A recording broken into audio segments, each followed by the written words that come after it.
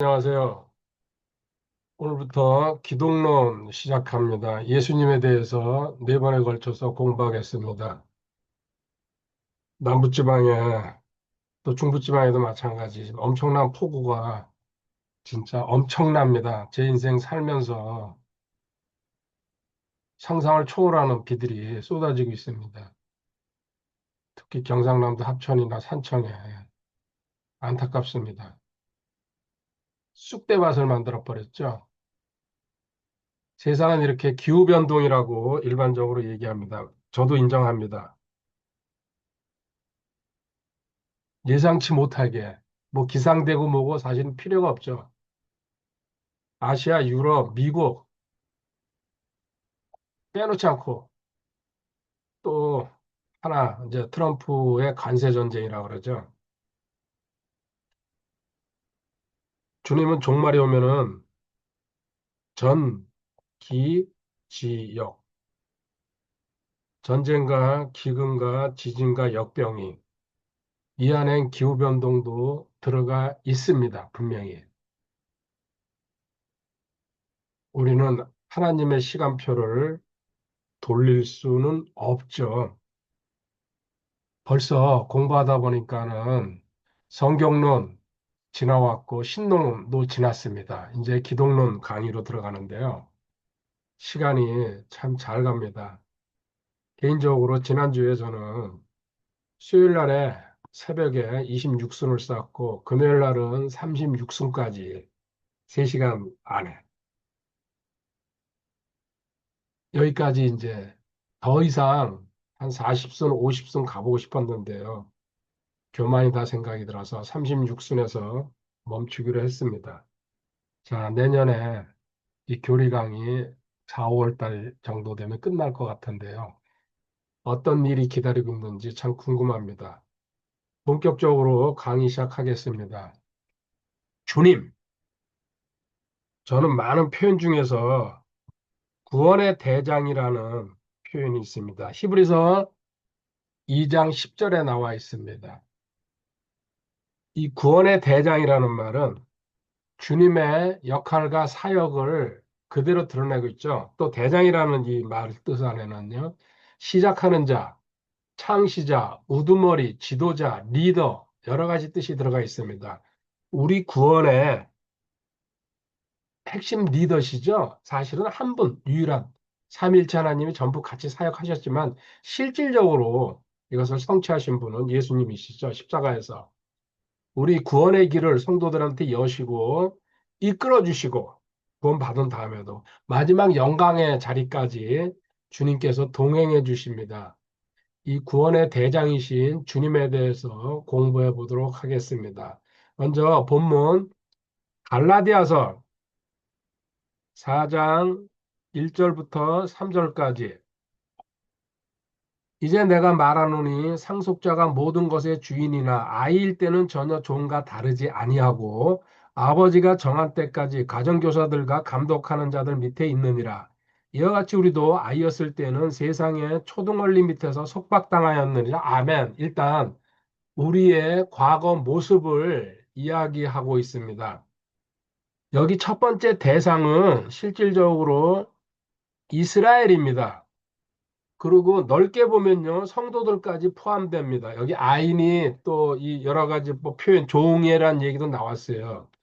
그리고 이 안에 이제 숨은 뜻은 4절부터 또 볼 거지만요, 이스라엘이나 성도들 전부 율법 아래서 자유가 없이 구원도 없고, 율법은 구원을 줄 수가 없습니다. 종로로 됐다는 얘기입니다. 종로로, 종으로서. 노예, 마귀의 밥이었죠. 이게 1절부터 3절까지의 내용입니다. 그런데 4절부터 7절까지 확 달라집니다. 4절 읽겠습니다. 그러나 충만한 때가 이르면 하나님께서 자신의 아들을 보내사 여자에게서 나게 하시고 율법 아래 있게 하셨나니 여자에게서 동정녀 탄생을 얘기하고 있죠. 아버지가 없다는 얘기. 실질적으로 성령님이시죠. 이제 성경으로 보면은 죄를 유전으로 받지 않게 하기 위해서 이런 특별한 방법을 선택하셨죠? 충만한 때, 이제 핵심 단어죠, 여기서. 5절, 이것은 율법 아래 있는 자들을 구속하시고 또 우리가 아들로 입양되게 하려 하심이라 너희가 아들임으로 하나님께서 자신의 아들의 영을 너희 마음속에 보내서 아바 아버지하고 부르짖게 하셨느니라. 그러므로 내가 더 이상 종이 아니요 아들이니 아들이면 그리스도를 통한 하나님의 상속자니라. 아멘. 자, 주님 보내셨는데 충만한 때라 그랬습니다. 충만한 때. 여기 충만한 때는 제가 이렇게 설명해 볼게요. 하나님의 때, 그때, 필요한 때란 얘기입니다. 사실은 주님 오시기 전까지 400년 동안 침묵기라고 얘기합니다. 하나님이 일절 선지자나 말씀을 안 보내고 그냥 깜깜한 세상으로 두셨습니다. 주님 오시기 전 400년 동안. 당시 이스라엘은 우리가 이제 구약 성경을 공부한 분들은 기억할 겁니다. 아수르라는 제국, 북이스라엘을 멸망시켰죠. 그 다음에 바벨론, 남유다를 멸망시켰습니다. 그리고 바사라는 나라가 등장합니다. 페르시아죠. 그 중동 지방 또 세계 당시에는 그 전체라고 다 볼 수도 있습니다. 휩쓸었던 나라입니다. 한 시대 바사, 페르시아. 그 다음에 그리스가 이어봤습니다. 헬라라 그러죠. 헬라 제국. 그 다음에 잠시 마카비 왕조라 그래가지고요. 이스라엘에 조금 숨통이 열리는 시간이 있었습니다. 그리고 로마 제국까지 오는 겁니다. 주님이 탄생하실 때는 로마 제국의 지배를 받고 있습니다. 그 위에서 아수르부터 로마 제국까지 이스라엘 사람들은 피지배 민족으로서 노예 생활을 했습니다. 이런 시기를 거쳐가면서 그들은 메시아 사상이 점점 더 강해지는 거죠. 구세주가 오셔가지고 우리를 해방시켜주고 우리한테 자유를 주고 그리고 이 나라를 세계 최강의 나라로 올려놓을 거라는 믿음 속에서 진행되는 과정입니다. 두 번째, 이 로마 제국이라는 건요. 이제 우리가 다큐나 영화를 통해서 많이 보고 있습니다. 엄청난 제국이었죠. 로마 제국의 가장 좋은 점이 도로를 바꿨습니다. 모든 제국들은요, 길을 닦습니다. 왜? 전쟁이나 물자나 또 사람을 끌고 오고 끌고 가고 이걸 위해서 원활한 지금도 국가라는 거는 도로가 대동맥이라 그러잖아요. 그 다음에 제국의 법이 전체 안에 하나로 통일돼 있었습니다. 그리고 언어가 헬라어죠. 지금은 영어가 세계 공용어지만 당시 헬라어가 이렇게 하나님은 환경과 조건을 완벽하게 만들어 놓고 여기 주님이 오셔가지고 뭘 하셨어요? 여기 보면요. 우리 구속시키고 입양시켰다. 하나님의 아들로서.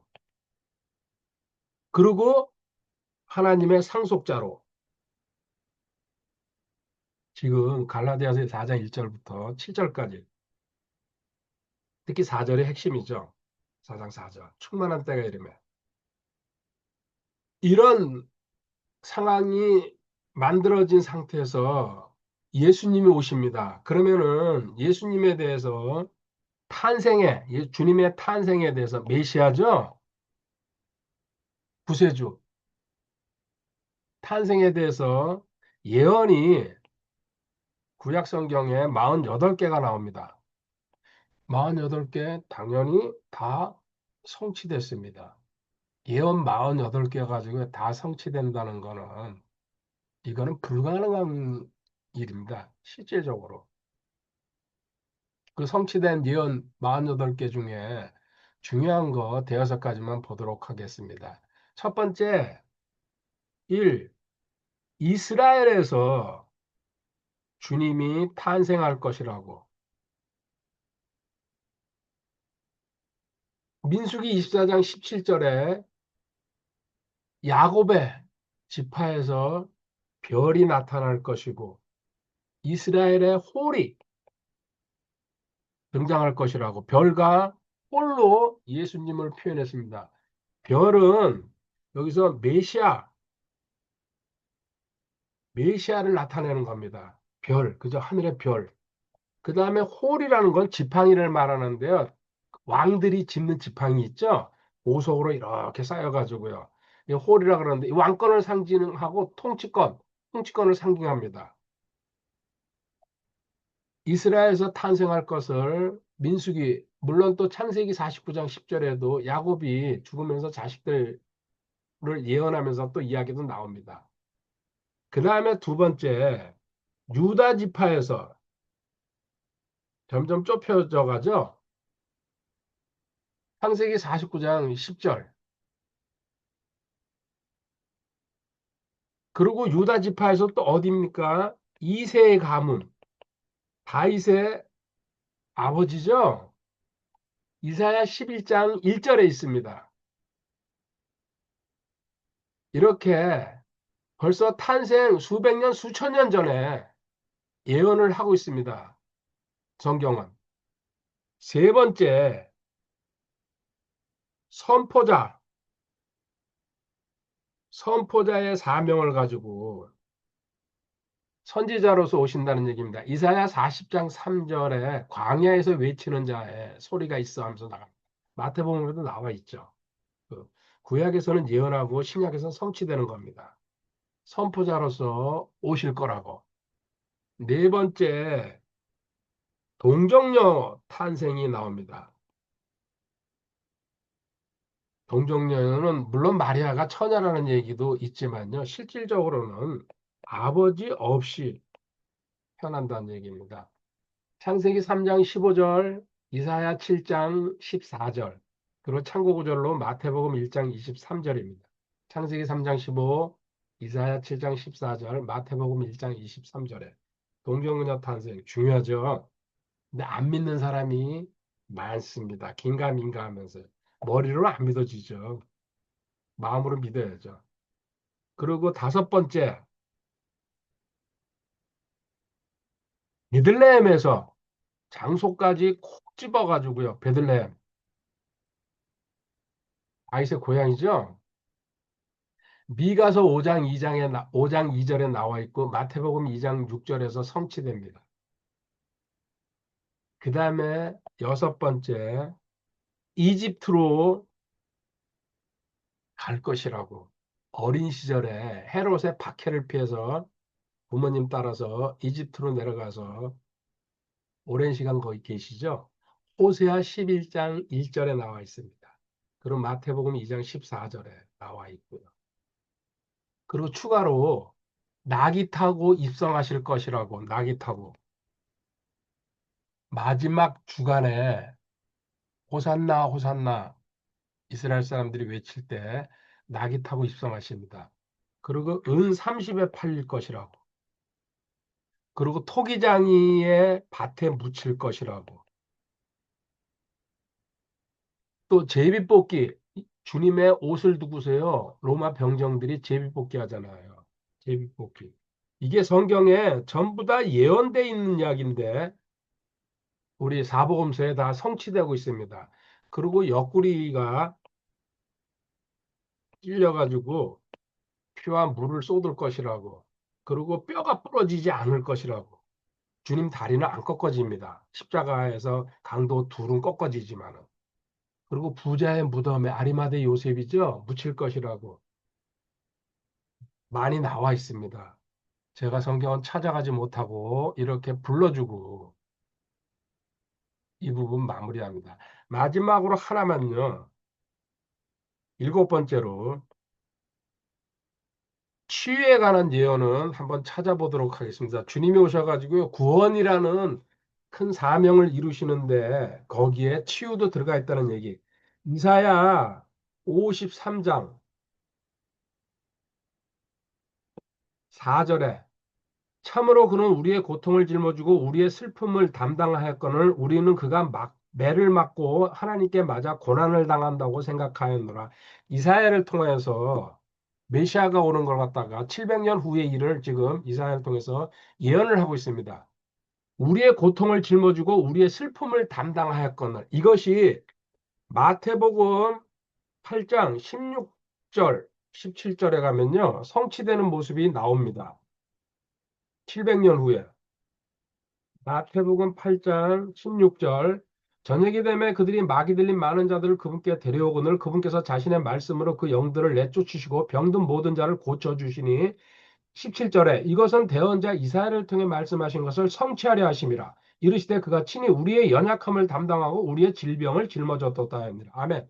지금 이사야 53장 4절을 갖다가요. 뜻을 살짝 단어를 바꿔놨어요. 우리 깨달으라고요. 우리의 연약함을 담당하고 우리의 질병을 짊어졌도다. 구원에는요. 병 고침까지 들어가 있다는 얘기입니다. 실질적으로 사복음서에 얼마나 많은 그 치유 사역이 있습니까? 주님께서 이루신. 그리고요, 다시 한번 넘어가 보세요. 이사야 53장 5절 다음 절이요.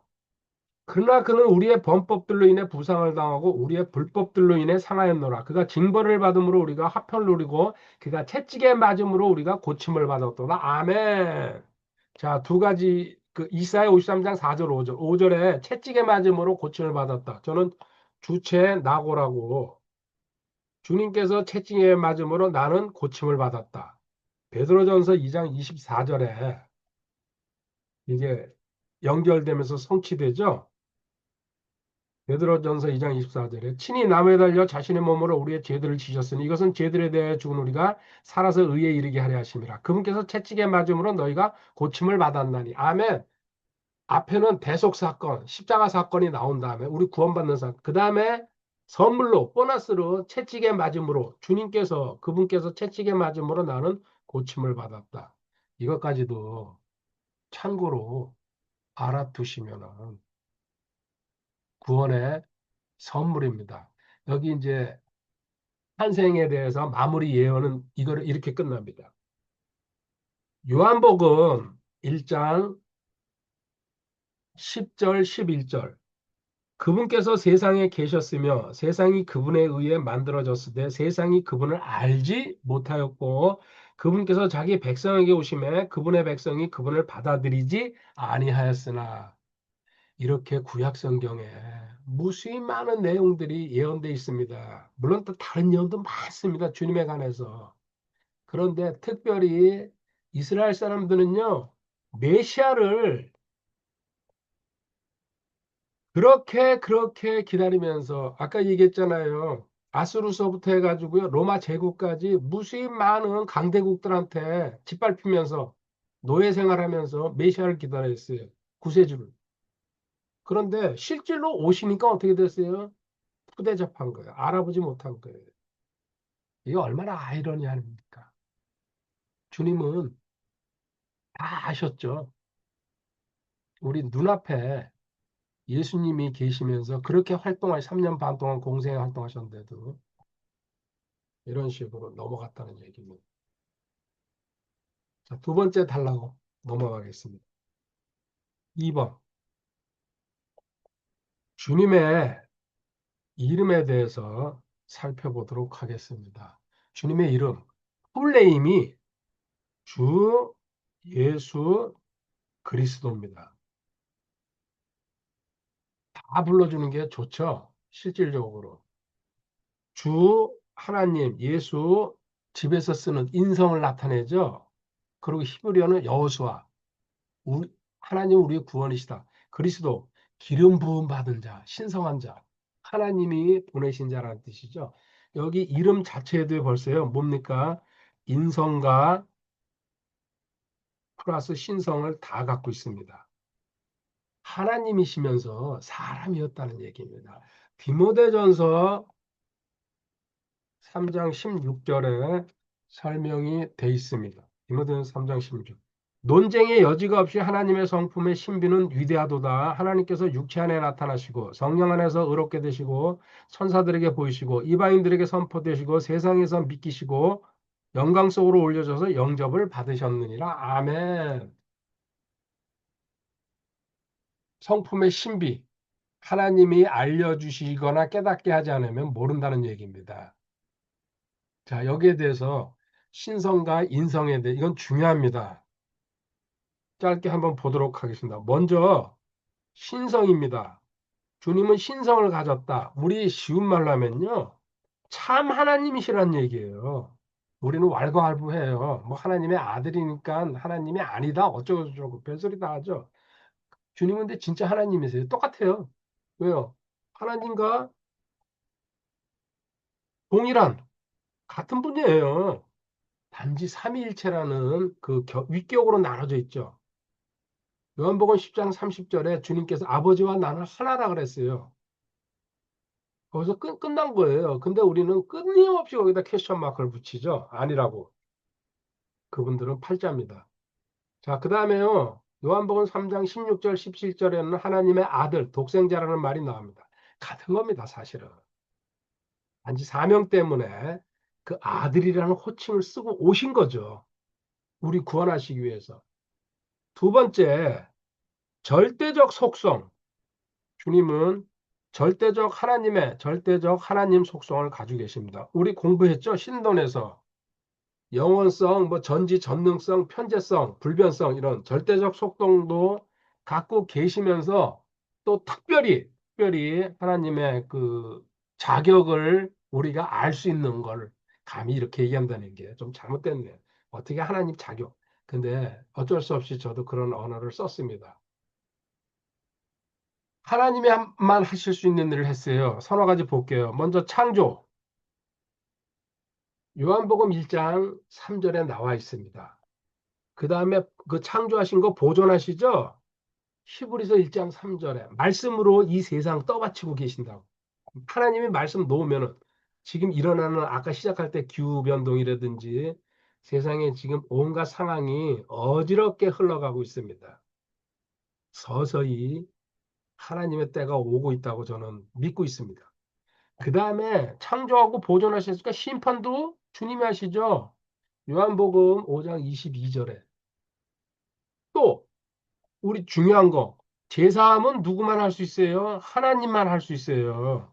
이단 사이비들은 지네 교주가 한다고 어쩌고 떠드는데 그거 전부 다 헛것입니다.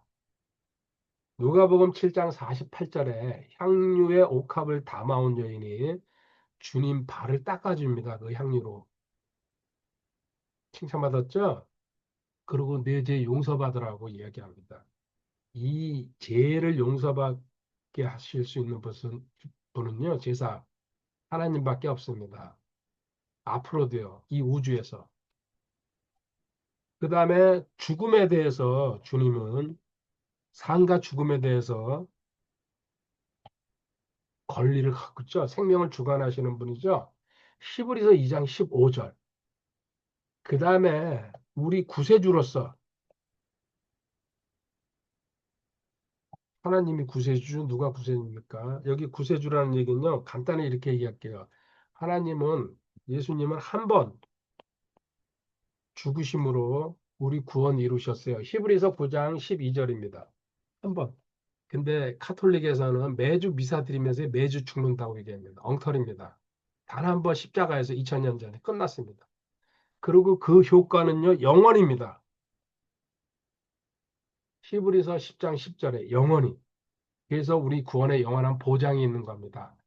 다시 구원받는다든지 구원을 잃어버린다든지 이따구 소리는 전부 자기들이 만들어낸 창작입니다. 그리고 완전하게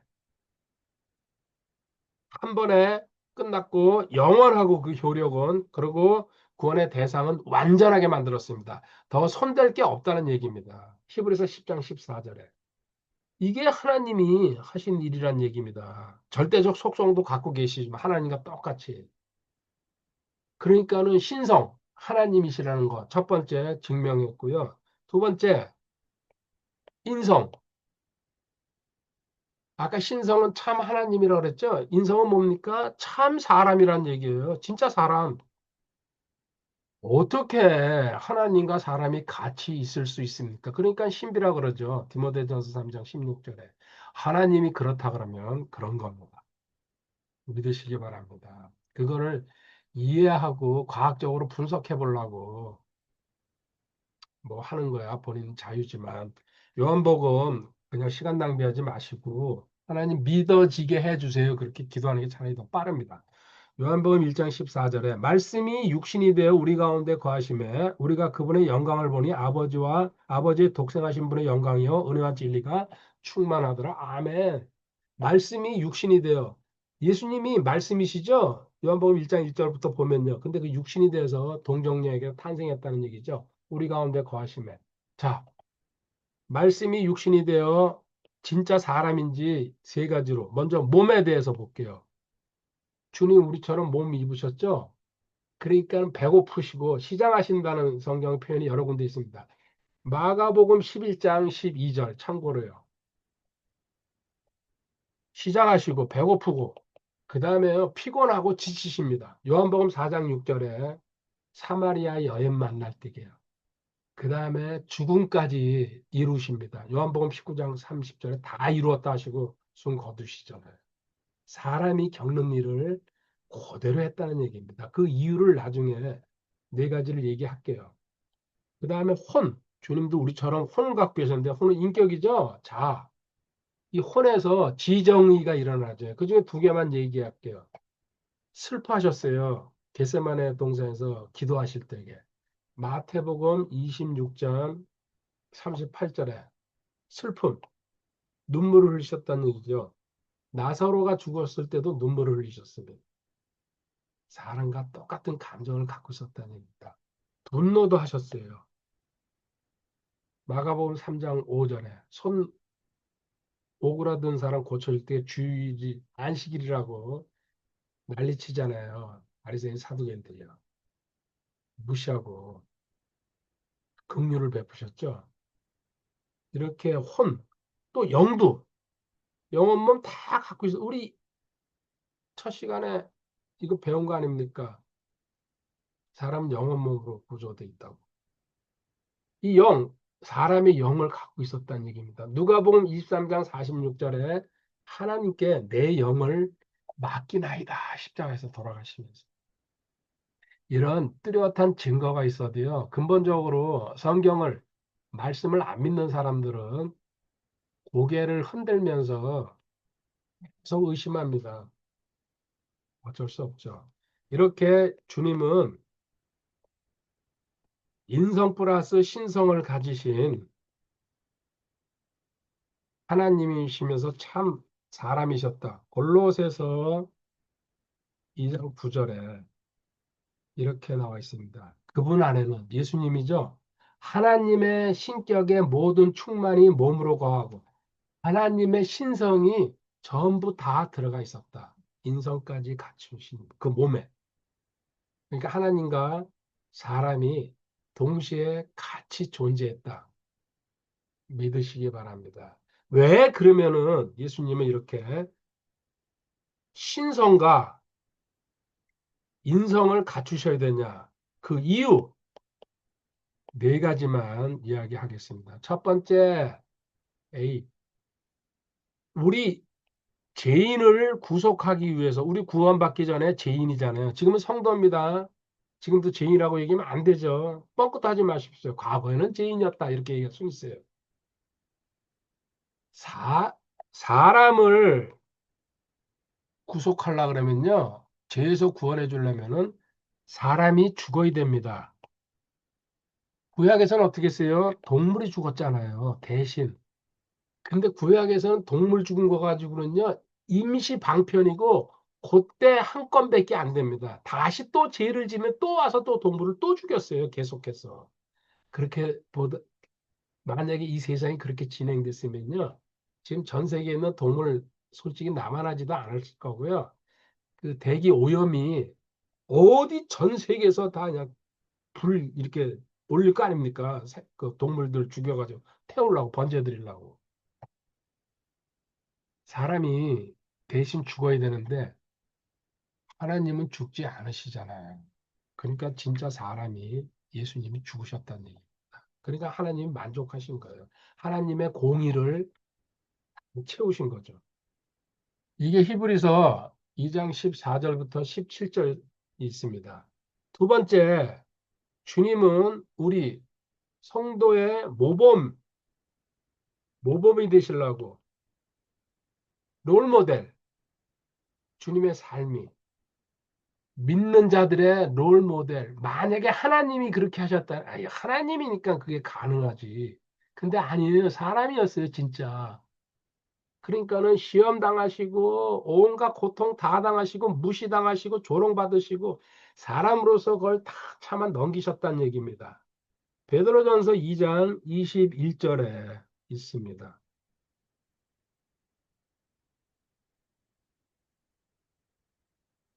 참으로 너희가 심지어 그 일을 위해 부르심을 받았나니 그리스도께서도 우리를 위해 고난을 당하심으로 우리에게 본을 남기사 너희가 자신의 발자취를 따라오게 하셨느니라. 아멘. 요한복음 13장 15절에는요. 세족식이라고 그러죠. 일명. 보여주시면서 너희들도 본받게 하기 위해서 내가 했다. 자, 세 번째. 우리 중보자 되십니다. 중보자라는 건 뭐예요? 하나님과 사람 사이에 연결을 해주는 역할인데 누가예요? 예수님만 가능한 거예요. 하나님이시고 사람이니까요. 양쪽을 다 알고 계시니까요. 중개인이란 얘기죠. 쉬운 말로 하면. 디모데전서 2장 5절에 있습니다. 마지막으로 네 번째, 율법을 성취하시기 위해서 하나님이 성취하시는 거는 아무것도 아니에요. 율법 하나님이 만드셨거든요. 근데 사람으로서 완벽하게 다 성취하셨다는 얘기입니다. 율법 아래서 태어나시고 율법의 지배를 받으셨어요. 그리고 주님이 십자가에서 이제 돌아가실 때 율법을 끝내버리신 거죠. 실질적으로.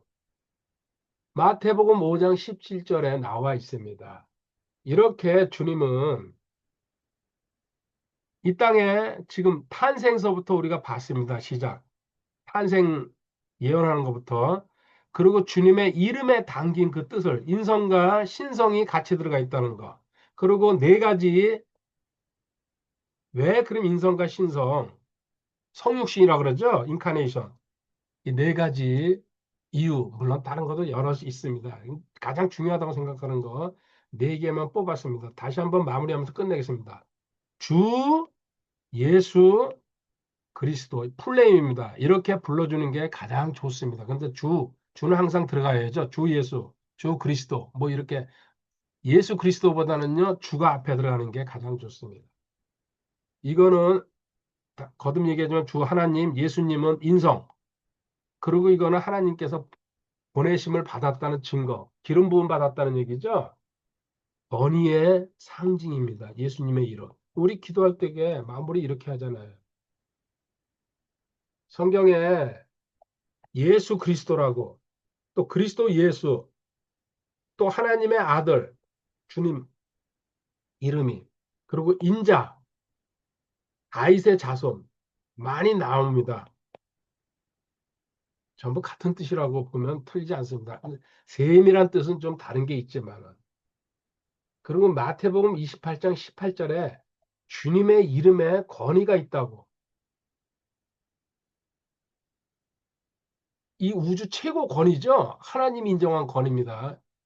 절대 순종을 하셨기 때문에 주님의 인성은 고난을 상징하고 신성은 영광을 상징합니다.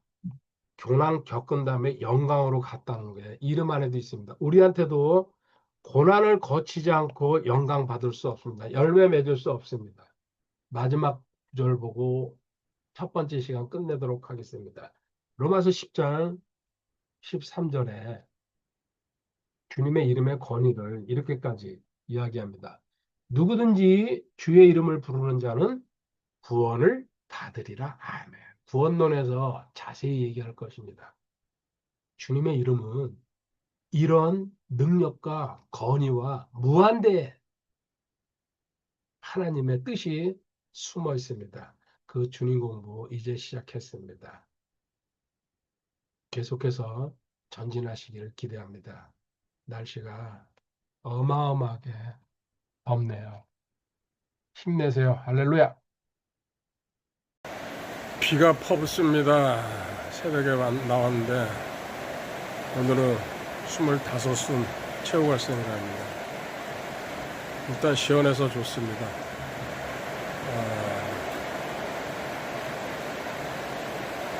상당한 와 대박 사랑합니다. 감사합니다. 할렐루야. 비가 퍼붓습니다.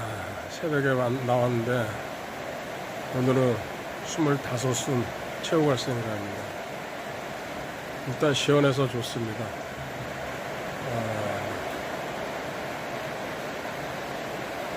상당한 와 대박. 사랑합니다. 감사합니다. 할렐루야.